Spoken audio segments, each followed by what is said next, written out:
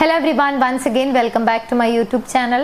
ഇന്നത്തെ വീഡിയോയിലൂടെ നിങ്ങളുമായി ഷെയർ ചെയ്യാൻ പോകുന്നത് ഒരു റിലേഷൻഷിപ്പ് എന്തെങ്കിലും ഒരു കാരണത്താൽ ബ്രേക്കപ്പ് ആയി വീണ്ടും അത് പാച്ചപ്പ് ആക്കണം അല്ലെങ്കിൽ ആ മിസ്റ്റേക്ക് ഒക്കെ തിരുത്തി അത് ഹെൽത്തിയർ ആയി മുന്നോട്ട് കൊണ്ടുപോകണം എന്ന് ആഗ്രഹിക്കുന്ന ആളുകൾ അതിനൊരു അറ്റംപ്റ്റ് നടത്താൻ പോകുന്നതിന് മുൻപായി അറിയേണ്ട 3 പ്രധാനപ്പെട്ട കാര്യങ്ങളെക്കുറിച്ചാണ്. ഒന്നാമത്തെ കാര്യം, ബ്രേക്കപ്പ് സംഭവിച്ചു അല്ലെങ്കിൽ ബ്രേക്കപ്പ് പറഞ്ഞു അല്ലെങ്കിൽ ആ റിലേഷൻഷിപ്പിന് ഒരു തകർച്ചയുണ്ടായി എന്നുള്ളത് യാഥാർത്ഥ്യമാണ്. അത് നമ്മൾ മനസ്സിലാക്കേണ്ട, ആക്സെപ്റ്റ് ചെയ്യേണ്ട കാര്യമാണ്. ഒരു പക്ഷേ ഒരു 2 വ്യക്തികൾ തമ്മിലുള്ള റിലേഷൻഷിപ്പ് അങ്ങനെ ഒരു അവസ്ഥയിലേക്ക് പോകുന്നതിന് വ്യക്തമായ ഒരു റീസൺ ഉണ്ടായിരിക്കും.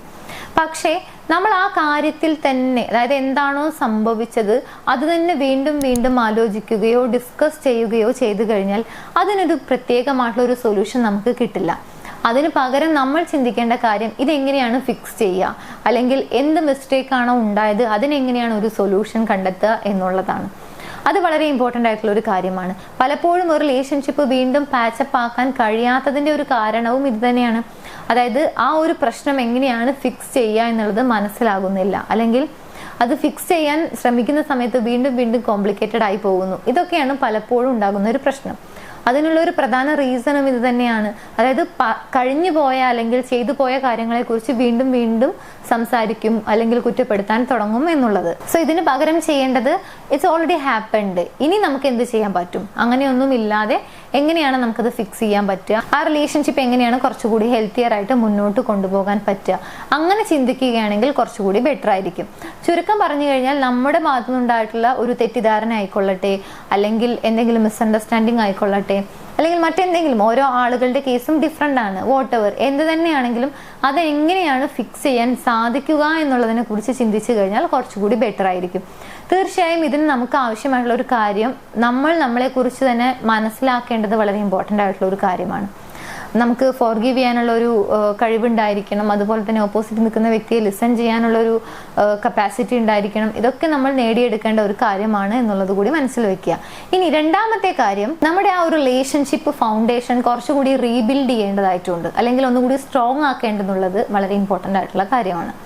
പലപ്പോഴും ഒരു റിലേഷൻഷിപ്പ് പാച്ചപ്പ് ആക്കുന്നതിന് വേണ്ടി ആദ്യത്തെ സ്റ്റെപ്പ് നമ്മൾ കറക്റ്റായിട്ട് ഫോളോ ചെയ്ത് കഴിഞ്ഞാൽ രണ്ടാമതായിട്ട് വരുന്നൊരു സ്റ്റെപ്പ്, അതായത് ഈ ഫൗണ്ടേഷൻ റീബിൽഡിങ്ങിലായിരിക്കും നോ കോണ്ടാക്ട് അപ്ലൈ ചെയ്യേണ്ടതായിട്ട് വരിക, അല്ലെങ്കിൽ നമ്മൾ ചെയ്ത മിസ്റ്റേക്കുകളൊക്കെ അവോയ്ഡ് ചെയ്യുന്നതിന് വേണ്ടിയിട്ട് ട്രൈ ചെയ്യേണ്ട ഒരു, അല്ലെങ്കിൽ കുറെ കൂടി കോൺഷ്യസ് ആയിട്ട് നമ്മൾ പ്രവർത്തിക്കേണ്ടതായിട്ടുള്ള കാര്യം, ഇതൊക്കെ ഈ ഒരു സ്റ്റേജിലാണ്. അതായത് നമ്മുടെ ആ ഒരു ഫൗണ്ടേഷൻ കുറച്ചുകൂടി സ്ട്രോങ് ആക്കണം എന്നുണ്ടെങ്കിൽ ചെയ്യേണ്ട കാര്യങ്ങൾ. അപ്പോൾ പല കേസുകളിലും ഡിഫറെൻ്റ് ആണ്. അതായത് നോ കോണ്ടാക്ട് റൂൾ അപ്ലൈ ചെയ്യേണ്ട പീരിയഡ് ഡിഫറെൻ്റ് ആയിരിക്കും, അല്ലെങ്കിൽ ചില കേസുകളിൽ നോ കോണ്ടാക്ട് റൂൾ അപ്ലൈ ചെയ്യാൻ പറ്റില്ല, അങ്ങനെയുള്ള കേസുകളൊക്കെ ഉണ്ട്. അപ്പോൾ തീർച്ചയായിട്ടും ഇത് ഓരോ ആളുകളും അനുഭവിക്കുന്ന റിലേഷൻഷിപ്പ് ഇഷ്യൂ കംപ്ലീറ്റ്ലി ഡിഫറെൻ്റ് ആണ്.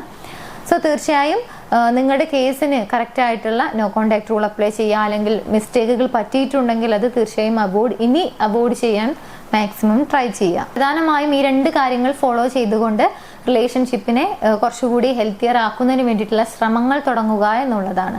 മാത്രമല്ല, നമ്മൾ മെന്റലി അതിനുവേണ്ടി പ്രിപ്പയർഡ് ആവുക, നമ്മുടെ സെൽഫ് ലവ് മാക്സിമൈസ് ചെയ്യുക.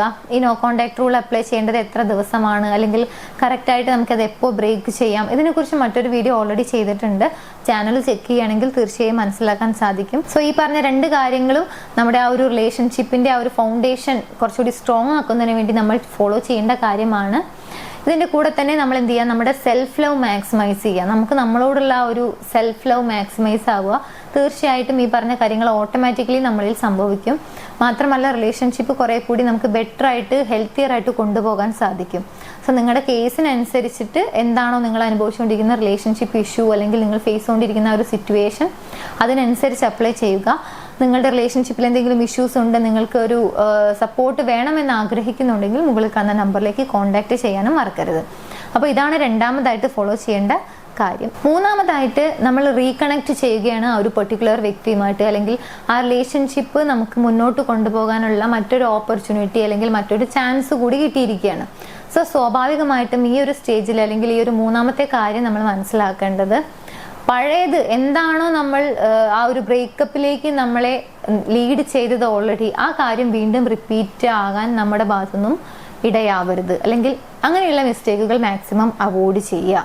അതുപോലെ തന്നെ ഓപ്പോസിറ്റ് നിൽക്കുന്ന നമ്മുടെ ഭാഗത്താണ് മിസ്റ്റേക്ക് എന്നുണ്ടെങ്കിൽ അത് ഓപ്പോസിറ്റ് നിൽക്കുന്ന വ്യക്തിയെ റെസ്പോൺസിബിൾ ആക്കിക്കൊണ്ട് അല്ലെങ്കിൽ അതിന് കാരണം അവരാണെന്ന രീതിയിലുള്ള കുറ്റപ്പെടുത്തുകൾ ഉണ്ടെങ്കിൽ അത് മാക്സിമം ഒഴിവാക്കുക.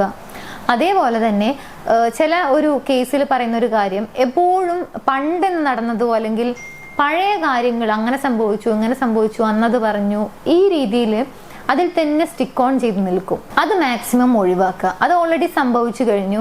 ഒരു പക്ഷെ നമുക്ക് ഫോർഗീവ് ചെയ്യാനുള്ള ആ ഒരു കപ്പാസിറ്റി അല്ലെങ്കിൽ ആ ഒരു സ്ട്രെങ്ത് ഉണ്ടെങ്കിൽ തീർച്ചയായും ആ കാര്യങ്ങളൊക്കെ നമുക്ക് എന്ത് ചെയ്യാൻ പറ്റും, ഫോർഗീവ് ചെയ്തുകൊണ്ട് മുന്നോട്ട് പോകാൻ സാധിക്കും. സോ നിങ്ങളുടെ റിലേഷൻഷിപ്പിനെ വീണ്ടും റീകണക്ട് ചെയ്യുക അല്ലെങ്കിൽ ആ ഒരു പെർട്ടിക്കുലർ വ്യക്തിയുമായിട്ട് റീകണക്ട് ചെയ്യുക എന്നുള്ളതാണ് മൂന്നാമതായിട്ട് ചെയ്യേണ്ട കാര്യം.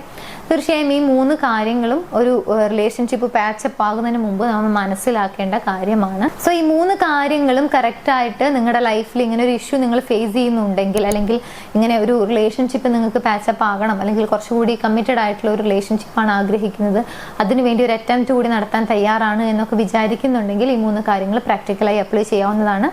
തീർച്ചയായും നിങ്ങൾക്ക് നല്ലൊരു ലൈഫ്, നിങ്ങൾക്ക് ആ ഒരു പെർട്ടിക്കുലർ വ്യക്തിയുമായിട്ട് വളരെ ഹെൽത്തിയർ ആയിട്ടുള്ള റിലേഷൻഷിപ്പ് മുന്നോട്ട് കൊണ്ടുപോകാൻ സാധിക്കും. വീഡിയോ യൂസ്ഫുൾ ആണെങ്കിൽ മറ്റുള്ള ആളുകളിലേക്ക് ഷെയർ ചെയ്യാൻ മറക്കരുത്. നമുക്ക് മറ്റൊരു വീഡിയോയിൽ കാണാം. താങ്ക്